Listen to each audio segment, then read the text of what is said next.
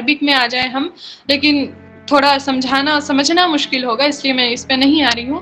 میرے لیے بھی مشکل ہوگا، آپ لوگوں کے لیے بھی مشکل ہوگا. ٹھیک ہے، تو یہ سمجھیں کہ یہ جو الحمدللہ ہے، یہ جو اللہ کی تعریف کی جا رہی ہے، وہ پاسٹ میں بھی، پریزنٹ میں بھی، فیوچر میں بھی، اور یہ دنیا میں بھی کی جا رہی تھی اور یہ آخرت میں بھی کی جائے گی.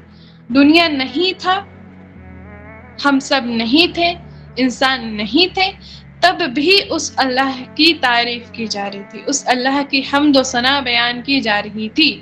اور ہم دنیا میں نہیں ہوں گے، دنیا تباہ ہو جائے گی، دنیا ختم ہو جائے گی، خلاص ہو جائے گا، اس کے بعد بھی ہم اللہ کی تعریف کی جائے گی. ٹھیک ہے، تو یہ ایک ایسا حمد ہے. اگر ہم کسی کی تعریف اور شکر کرتے ہیں تو ایک مطلب مان لو پریزنٹ کے لیے کرتے یا فیوچر کے لیے کرتے یا پاسٹ کے لیے، کچھ ٹائم کے لیے. لیکن یہ جو الحمدللہ ہے، الحمدللہ ہے، اس کو ہم پہلے بھی کریں گے، اب بھی کریں گے، اور یہ ہوتے رہے گا. اگر انسان نہیں کرے گا تو جن کریں گے، ٹھیک ہے، فرشتے کریں گے.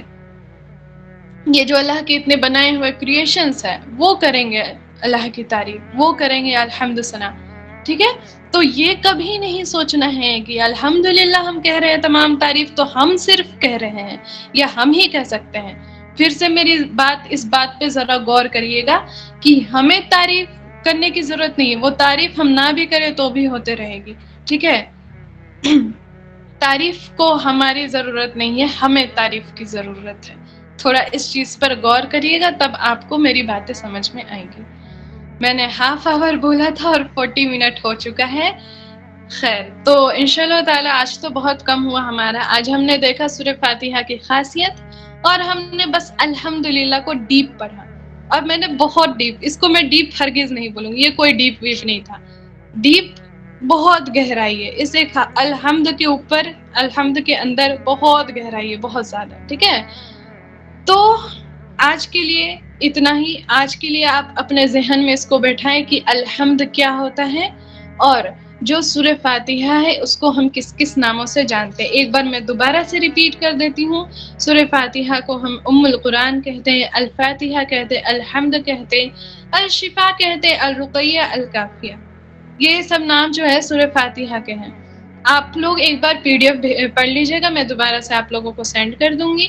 پی ڈی ایف پڑھ لیجئے گا جو الحمد کے بارے میں میں نے بتایا. اگر آپ کے ذہن میں آئی ہوگی، اگر آپ لوگوں کو نیند نہیں آ رہی ہوگی، امید نہیں آ رہی ہوگی تو بھی خیر نیند میں ہی سن لیں.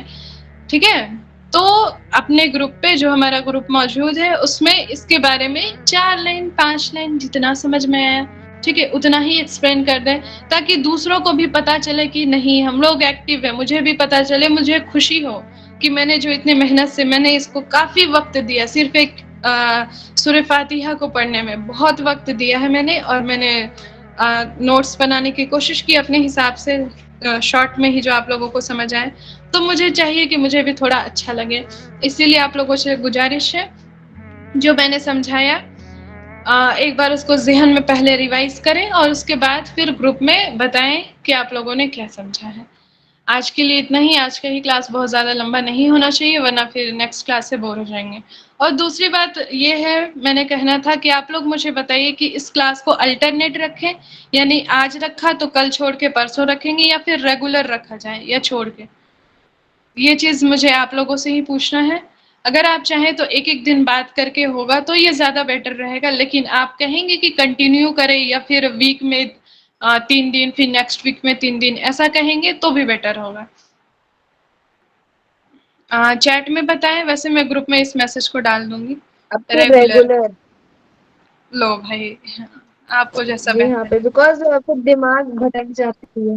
ہاں نہیں، بھٹکانا نہیں ہے. الٹرنیٹ کرنے کا کیا ہے نا کہ جیسے الٹرنیٹ آپ کریں گے تو پھر ایک دن ہم نے الحمد کے بارے میں پڑھا، اب آپ اس پہ یا تو اور ڈیپ پڑھیں یا خود کی نوٹس بنائیں. میں تو کہوں گی نوٹس بنائیں، بہتر ہوگا. جو میں نے نوٹس بھیجا اس کو تھوڑا دیکھ لیں اور تھوڑا خود سے بنانے کی کوشش کریں. خیر میں پول ڈال دوں گی اس کا. آپ سب سے گزارش ہے پول پر تھوڑا ووٹ کر دی